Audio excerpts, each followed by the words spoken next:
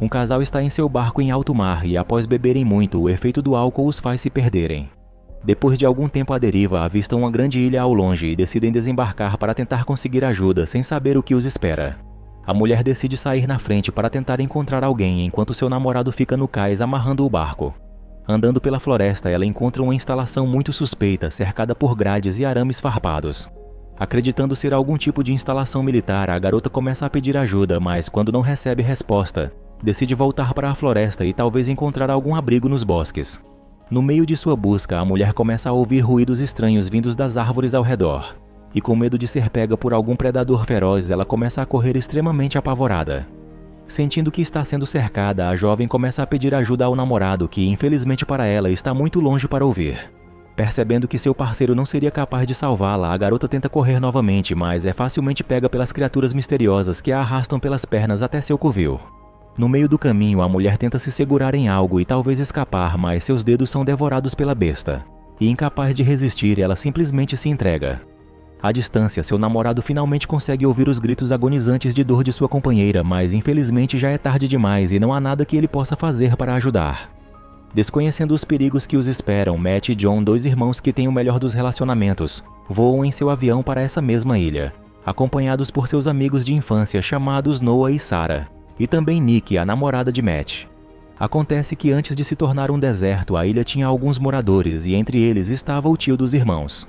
Depois de muitos anos sem visitar o local, o grupo decide passar o fim de semana na casa abandonada para se divertir longe da civilização.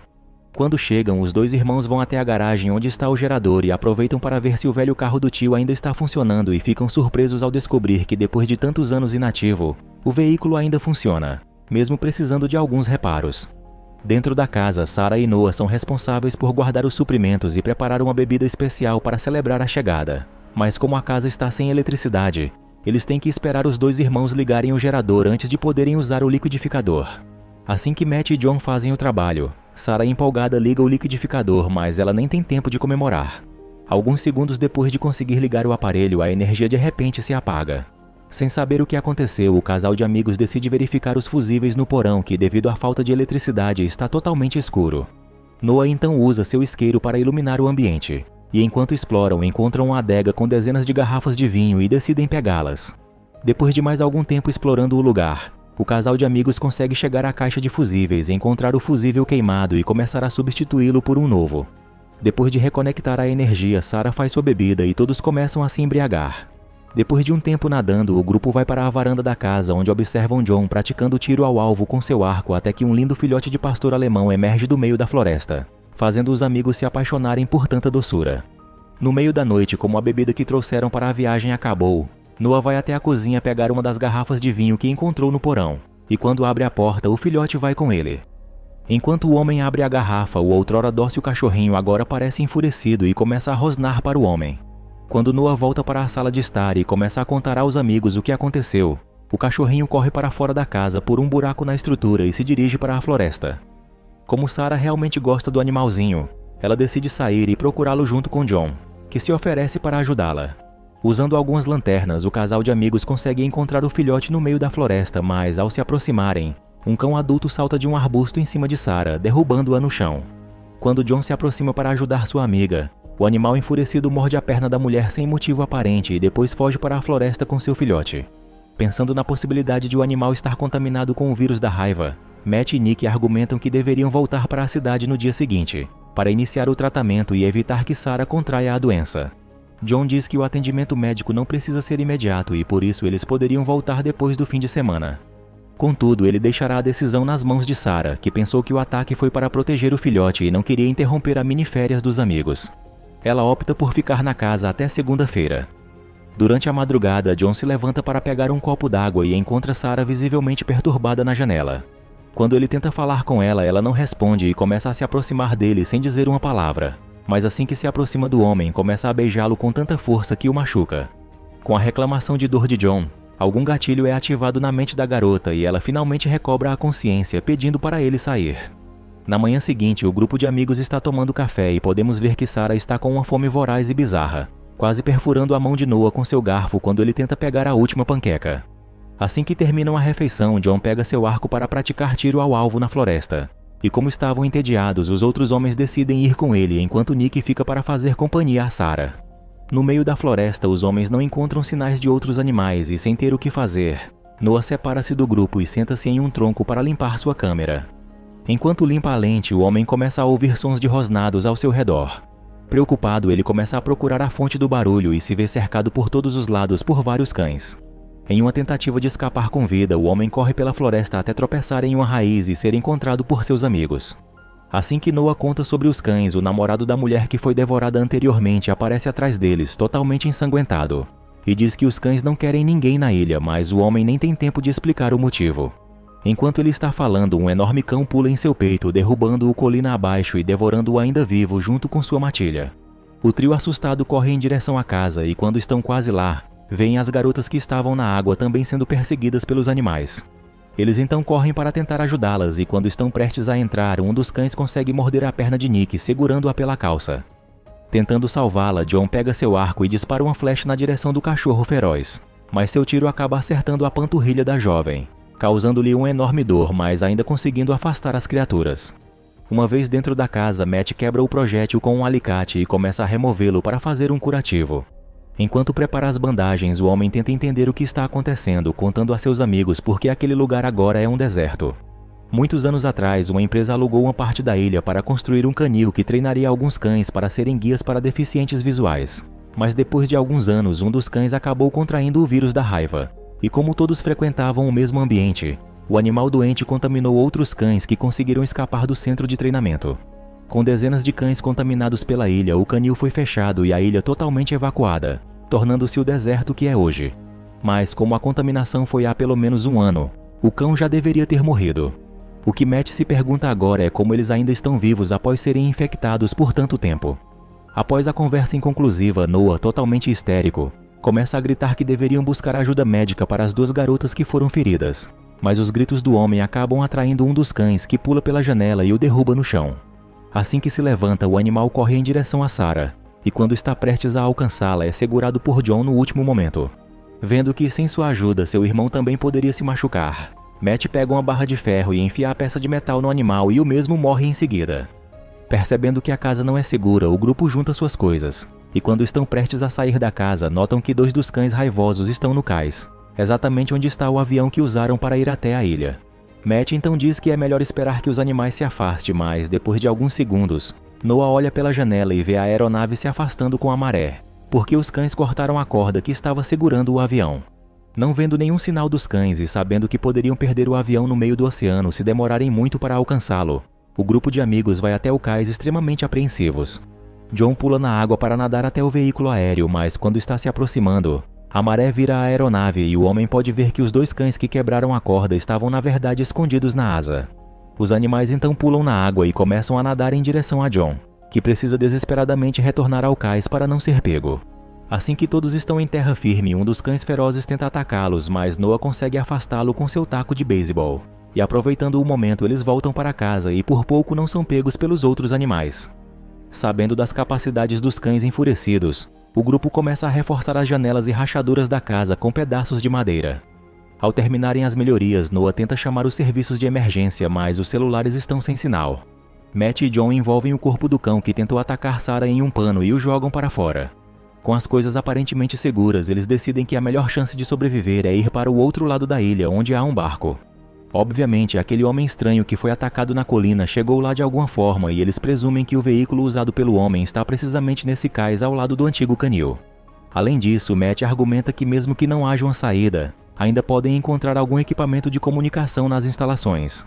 Com o plano definido, os homens decidem ir até a garagem para tentar ligar o velho carro mais uma vez. Mas ao saírem de casa, os cães ferozes correm em direção ao corpo que os irmãos jogaram para fora e começam a devorá-lo. Vendo o grupo de cães lá fora, o trio retorna para casa e decide elaborar outro plano. Matt planeja ir até a garagem via corda que conecta os 2 edifícios, mas para isso ele precisa da polia que estava na tirolesa do lado de fora. O homem então aproveita que as feras estão distraídas com seu banquete e corre para pegar o objeto. Mesmo tentando ser o mais furtivo possível, ele é detectado por um dos cães, mas consegue voltar para dentro são e salvo. Logo em seguida, vemos Matt colocando a polia na corda que está conectada com a garagem. Mesmo Nick estando ferida, ela convence seu namorado de que, por ser mais leve, ela deveria verificar o carro. Com tudo pronto, a garota começa a descer pela corda e chega ao outro lado. Mas os cães insaciáveis a veem pendurada como um pedaço de carne no açougue e correm em sua direção, enquanto os amigos da garota tentam distrair os cães. Assim que ela consegue entrar na garagem, Nick entra no carro e tenta ligá-lo, mas o veículo não dá sinal de vida. Ao mesmo tempo, os cães do lado de fora se esforçam para entrar e conseguem fazer um buraco no portão grande o suficiente para eles entrarem. Nick então sai pelo teto solar e tem que se pendurar nas estruturas de madeira da garagem para evitar ser devorada. Do lado de fora, o grupo a puxa de volta, e enquanto os cães ferozes pulam tentando alcançá-la, John acerta uma flecha no coração de um deles e enfim resgata o Nick. Durante a noite, a energia de repente se apaga, e acreditando que é o fusível funcionando mal mais uma vez, Noah se voluntaria para descer ao porão para religar a energia.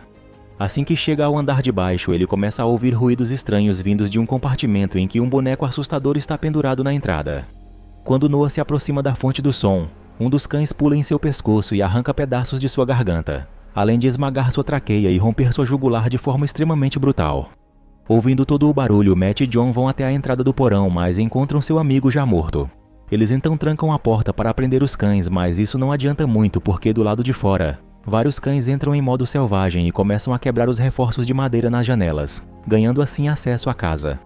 O grupo então decide correr para o sótão, mas quando estão quase lá, Matt é pego por um dos cães demoníacos que pula em suas costas e começa a mordê-lo, mas é salvo por John, que consegue prender o animal.